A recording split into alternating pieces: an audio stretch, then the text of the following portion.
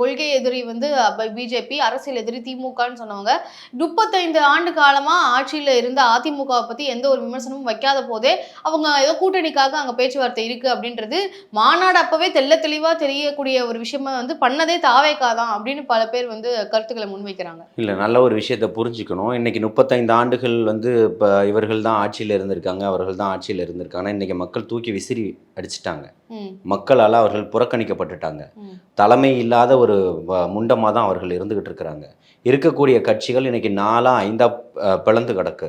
எடப்பாடியார் அவர்களுடைய தலைமையில் இருக்கக்கூடிய முன்னாள் மந்திரிகள் அத்தனை பேருமே ஒவ்வொருத்தருக்கும் ஒவ்வொரு கருத்துக்கள் இருக்குது. இன்றைக்கி ஒவ்வொருத்தரும் ஒவ்வொரு கருத்துக்களை சொல்லிக்கிட்டு இருக்கிறாங்க.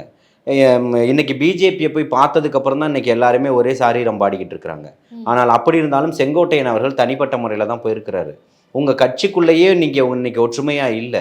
உங்கள் கூட வந்து கூட்டணி வைக்கணுன்ற நோக்கத்தில் ஆரம்பிக்கப்பட்ட கட்சி அல்ல தமிழக வெற்றி கழகம். விஜய் அவர்களை பொறுத்த வரைக்கும் எப்படி எம்ஜிஆர் அவர்கள் எப்படி மக்களை வந்து மக்கள் மனதில் வந்து இடம் பிடிச்சு ஆட்சி செஞ்சாங்களோ அதை மாதிரியான ஒரு அரசியலை தான் விஜய் அவர்கள் முன்னெடுக்க போறாருன்றது தான் தாவேகாவுடைய பெரிய கூற்றாவே இருந்துட்டு இருக்கு. அப்படி இருக்கும்போது அவரால் தோற்றுவிக்கப்பட்ட கட்சி இப்போ ஒன்றும் இல்லாத கட்சியா மாறிடுச்சா?